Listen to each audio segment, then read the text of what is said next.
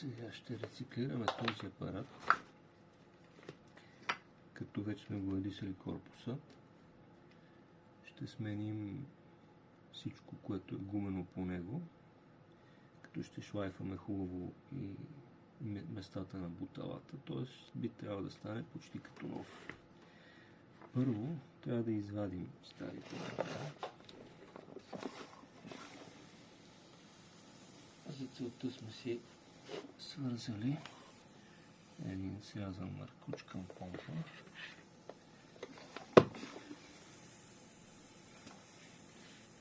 Значи е хубаво да тръгнат и двете едновременно.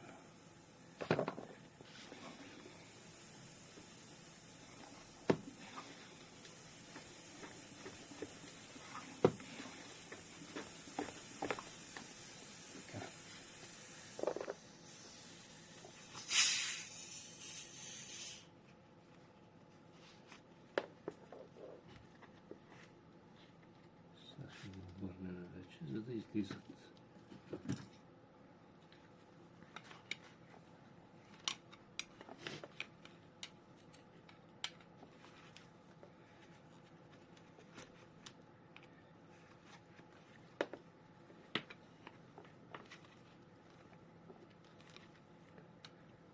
И здраво захапо.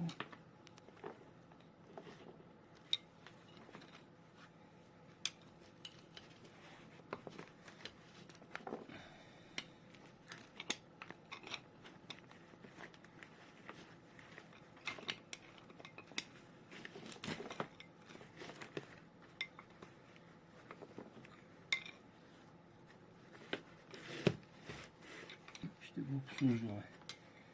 Явно не се връщат лесно.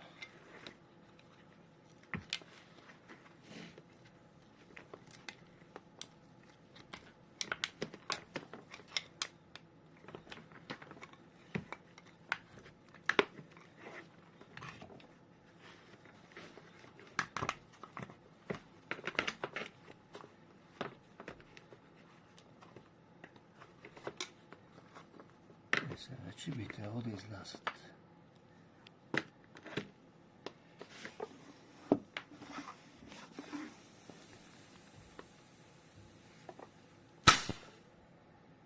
Сега лошото е, че едното излезе,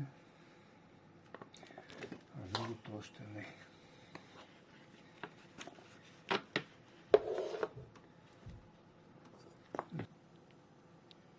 Сега, за да излезе второто бутално, първото го върнахме леко навътре и започваме да помпаме.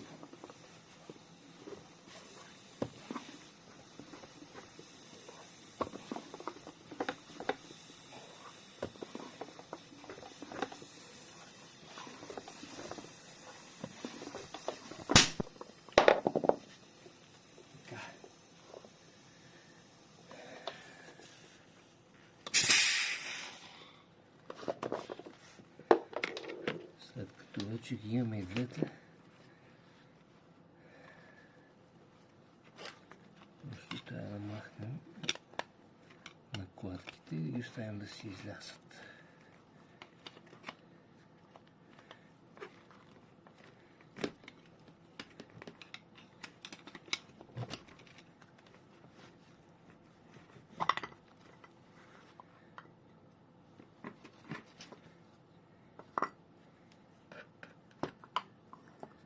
Като пак е хубаво първо това да излезе, защото това е по-трудното.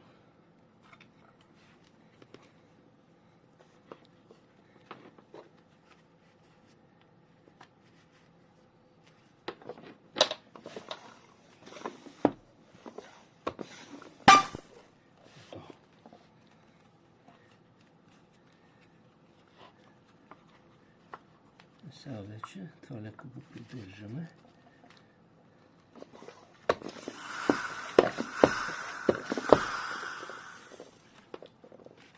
За да излезе и другото. Когато е едно е лесно, а когато се прави, то вече и двете са навън.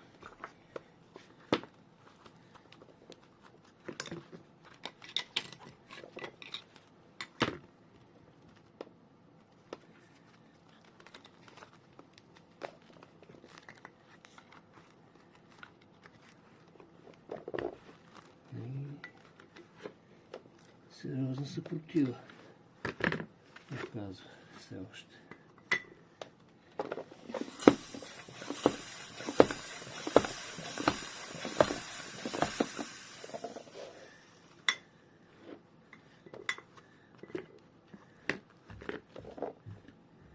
Добре, тук малко ще ги смажем и ще излязат. За сега толкова.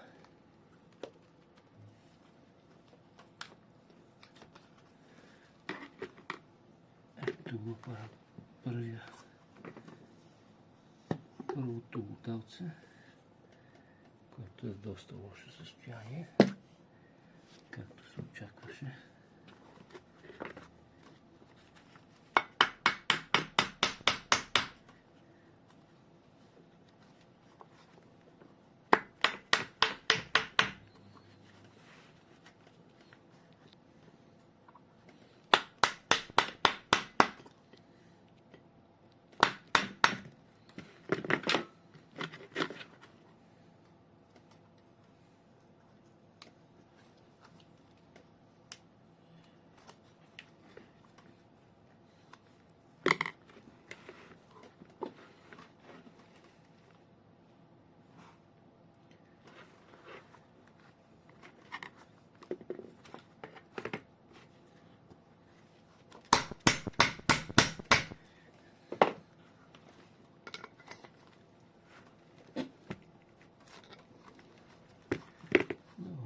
Едва ли ще ги ползваме точно тези бутала, но все пак не ми се ще да ги нараняваме. След малко ще го извадим това с по-големите клещи. Също си имаме маншончета нови, но не е нужно да ги късаме. Принципно маншоните се държат с по една зегерка, която се вижда ето тук, когато буталото вече го няма. Най-често се къса маншона, когато се вади, затова тя си е част и тя и маншона от ремонтния комплект.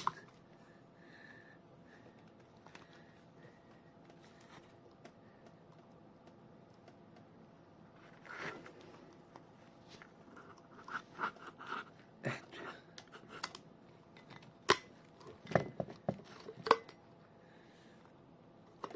И след това вече вадим и самия маншон. Но ние ще сменим всичко това.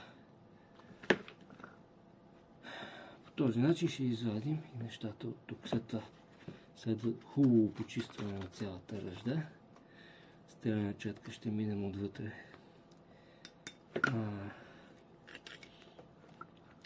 местата, където лежат буталцата. И вече ще снимаме, когато започваме да го сглобяваме с новия ремонтен комплект.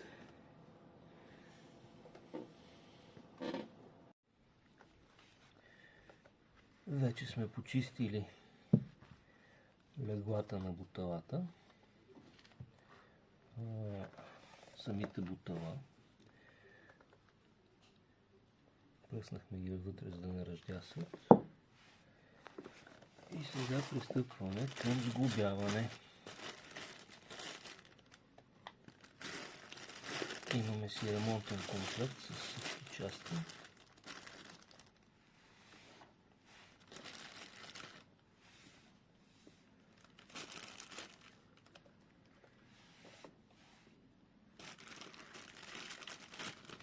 Много са важни гумичките, които уплътняват и връщат буталата. Те задължително се сменят. Първо ще си намажем хубаво повърхностите с силиконова грес.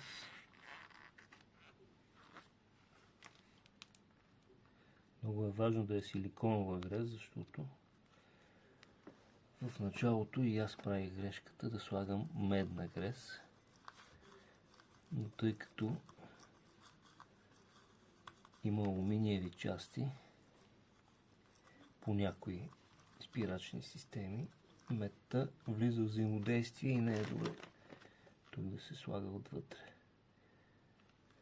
Затова това навсякъде тук силиконова адреса.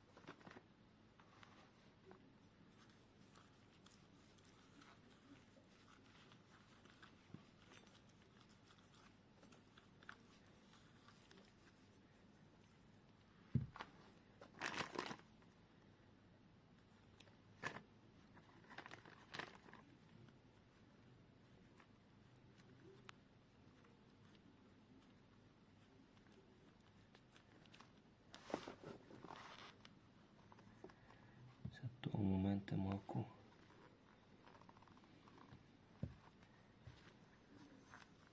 просто трябва от някъде да влезе и си го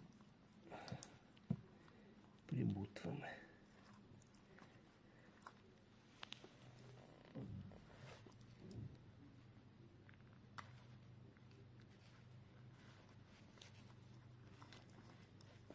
Така.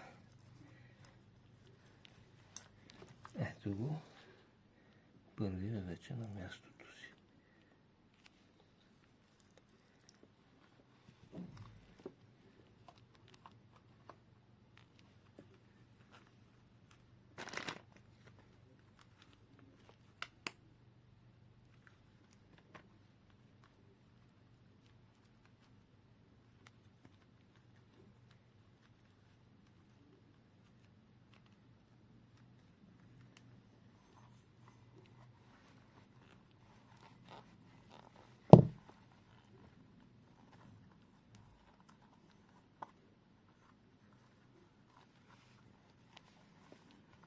След като се хлъзга, става малко по-трудно, ама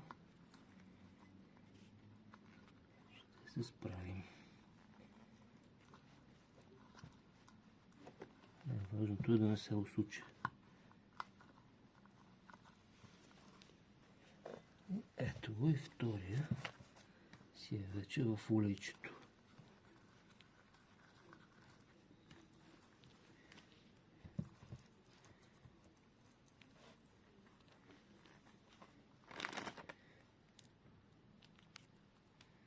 Намазваме и тук отпред, където ще влезе края на маншона.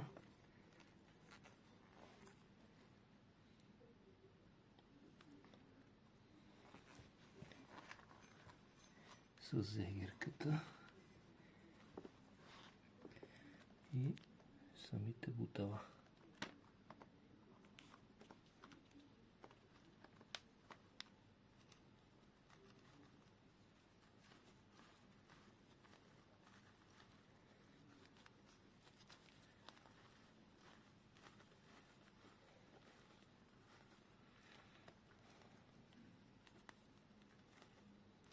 Сега има всякакви варианти как се вкарват маншоните. Аз лично предпочитам да ги сложа първо на буталото.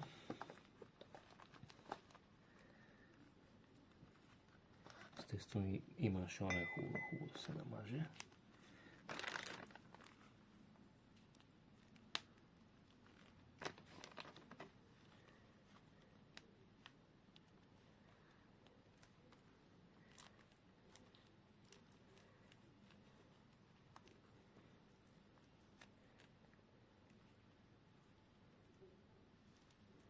Значи гледа се от коя страна е първия завой, защото там трябва да влезе зегерката, т.е. ето така.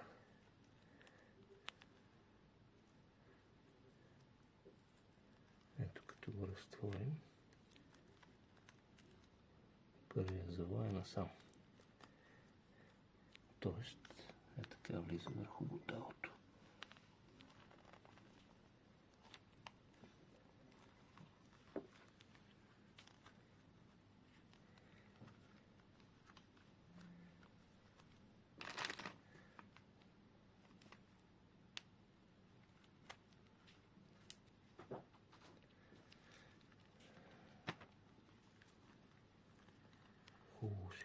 смазване, защото това го предпазва после и от корозия. Ако случайно маншона се скъса или влезе някакси влага покрай него.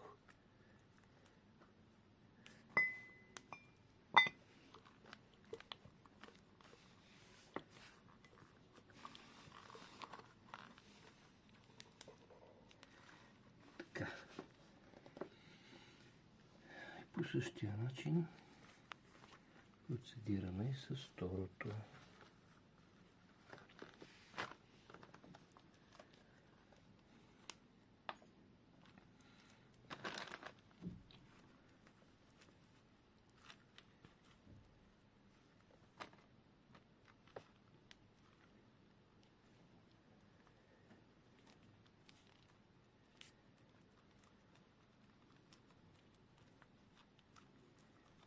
Важно гръстта да е отвътре, всъщност е тук.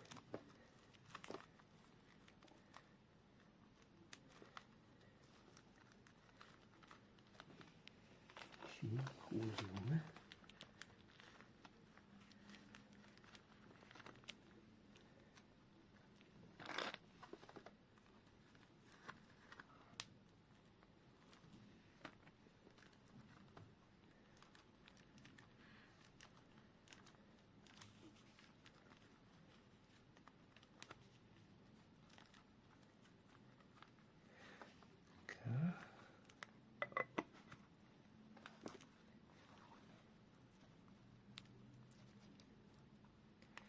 Внимаваме само да не прецакаме гумичката в момента на влизането.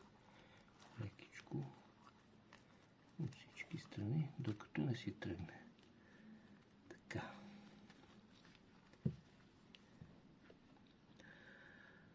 Сега е най-трики момента, защото от това положение трябва да вкараме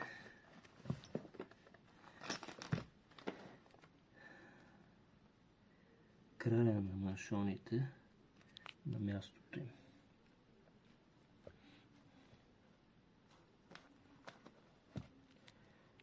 То най-хубаво да не се използват остри предмети, но на практика в един момент се налага.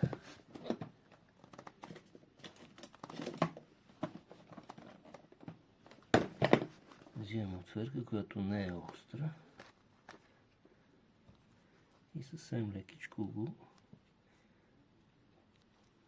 натискаме да си влезе.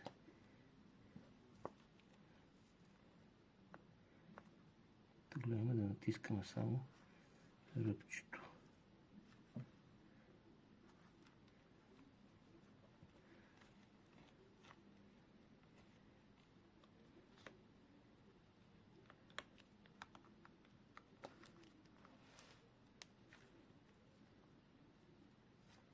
Тук отзад е най-трудно.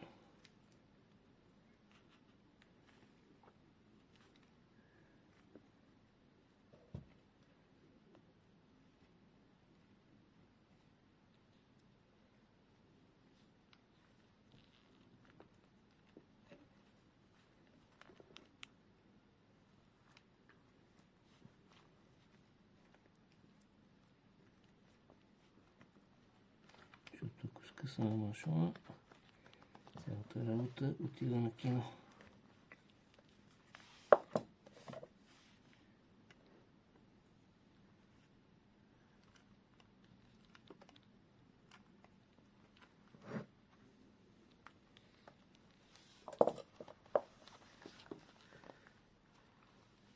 Сега тук е хубаво да вземем по-дълга отвърка, защото тази няма да стане.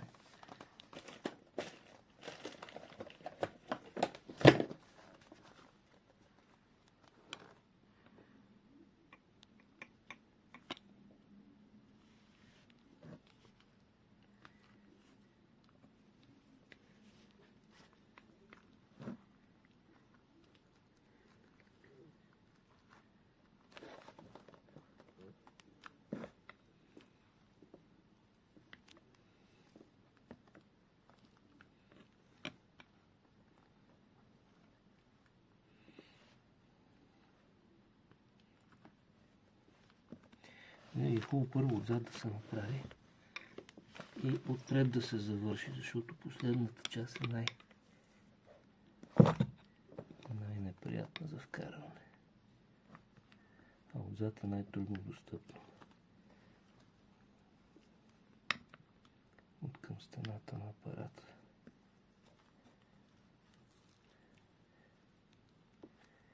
Така.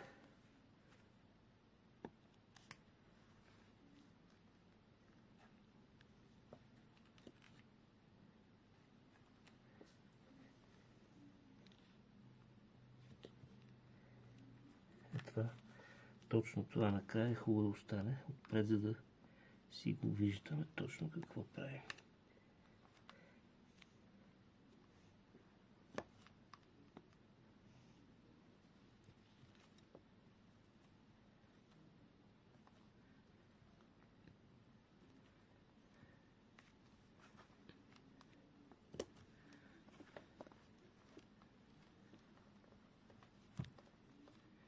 Затова е хубаво да е намазано много добре с силикон, за да се плъзне лесно и да си влезе.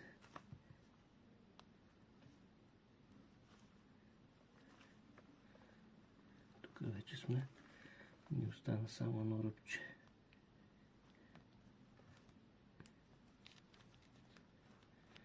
Ето го. И то влезе. Така.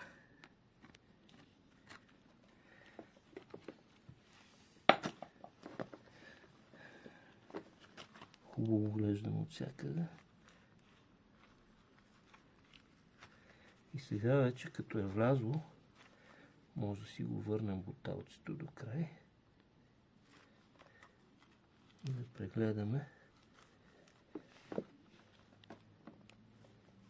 дали хубаво е влязло навсякъде.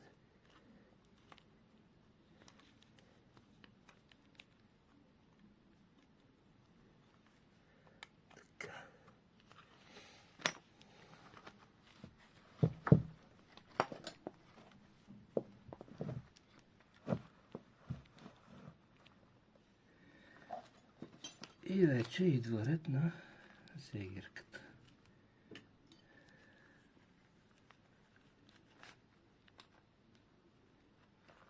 Значи хубаво гледаме да я вкараме точно на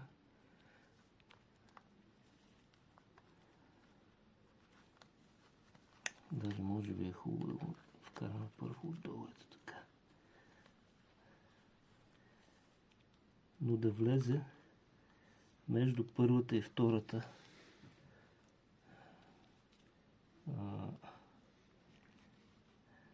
навивка на маншона. Като също внимаваме много с краищата, защото са остри и могат да скъсат маншона.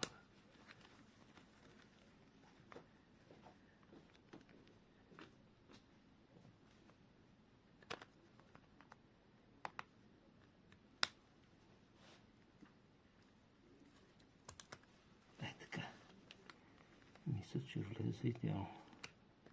Точно където трябва.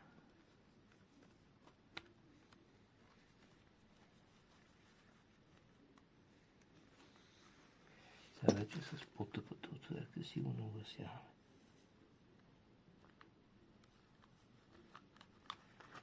Готово. Тук сме готови.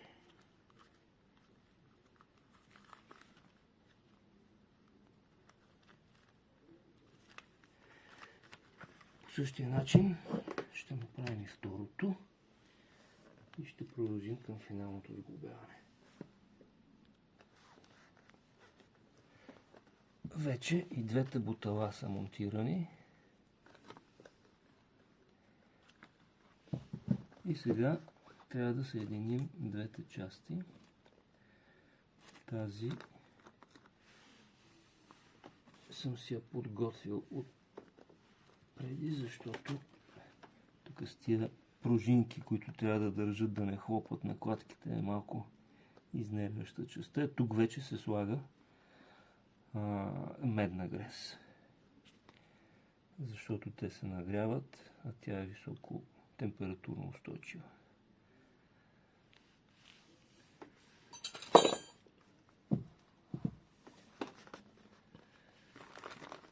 Сега, естествено, имаме си комплект с водещите шпилки, които също си намазваме.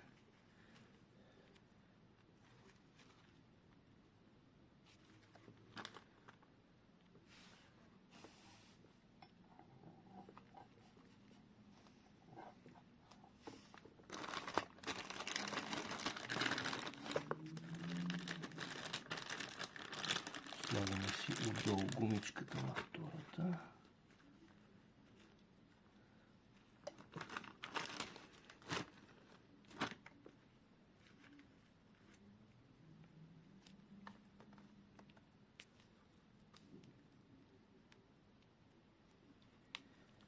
Така. Хубаво намазваме.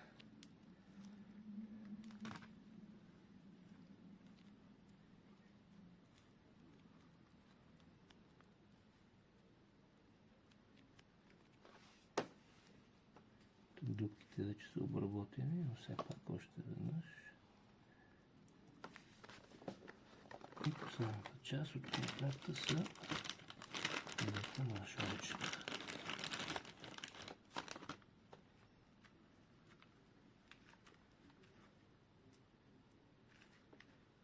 Тази грез вече я използвахме, но ще ни стигне за тук.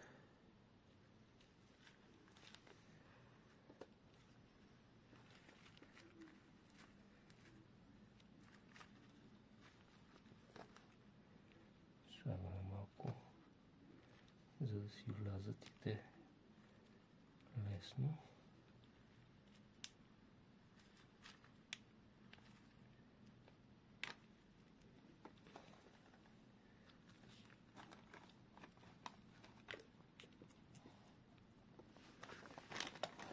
И ги вкарваме.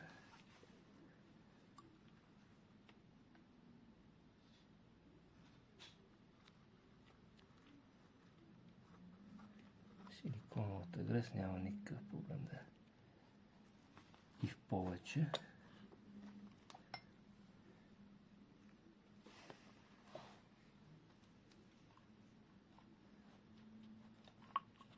Така.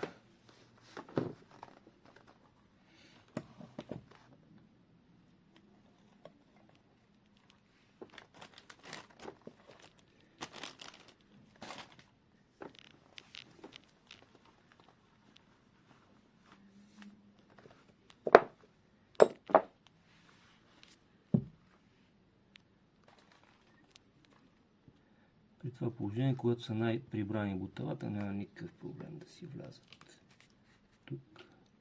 Хубаво е да не се разделят накладките, защото ще си поиграем пак.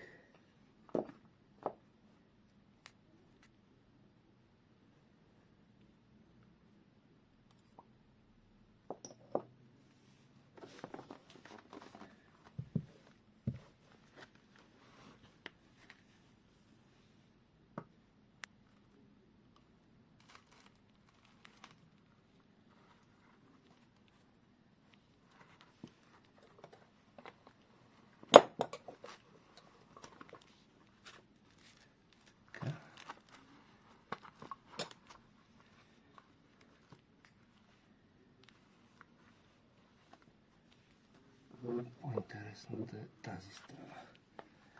Виждам, че мъшончетата са си дошли на мястото.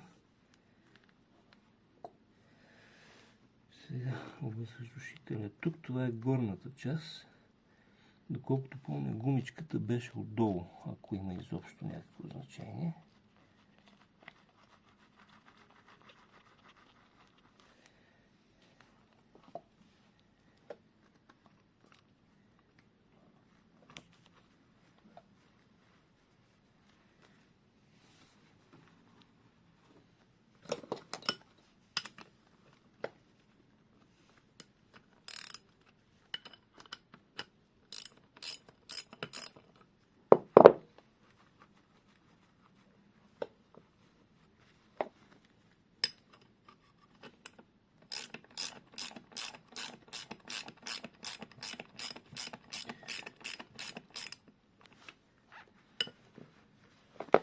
Принципно тук може да се сложи малко медна грес.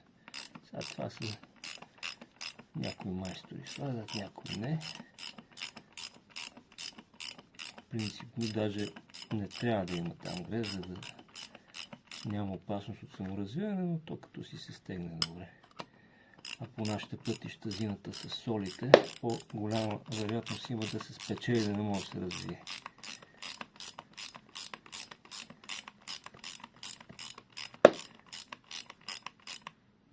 Така.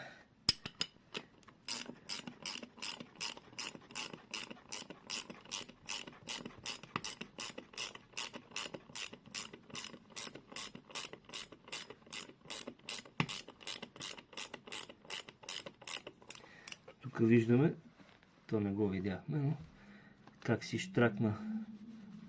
Има една част, в която си влиза маншон, за да не излиза после. Обратно. Една отдебелена част, през която минава, когато се навие до край. И с това сме почти готови. Виждаме колко лесно се движи частта с накладките. Това е най-важно. И самите накладки върху тази част, където трябва да се движат, когато работят спирачките. За да не излязат навътре, съм сложил това парче в средата. И последната част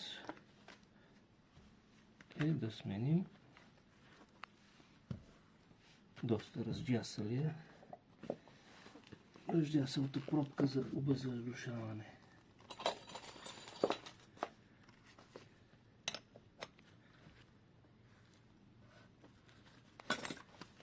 Надявам се да успеем да я развием. Да.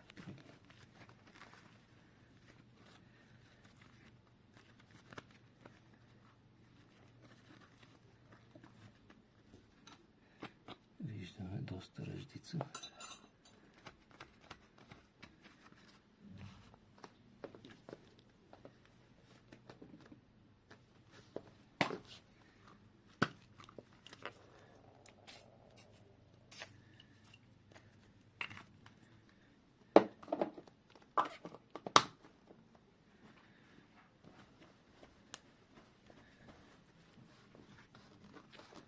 И съответно си имаме нова.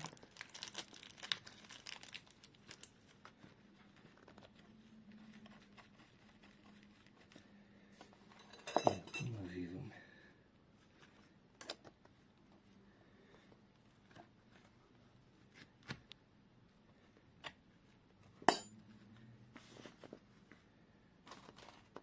В комплекта си имаме капачка, също нова.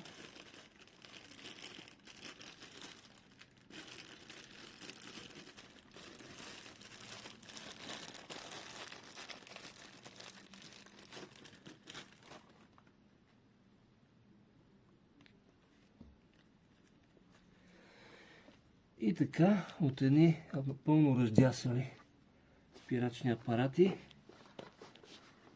с почти стъкнали вътре бутала, направихме на практика изцяло рециклиран като нов апарат. По същия начин процедираме и с другия. Това е. Ако ви харесва, лайквайте и се сабскрайбвайте за канала. Ще има със сигурност още видеа, още неща, които ще правим по старата кола, за да я направим като нова. Всичко хубаво. Чао за сега.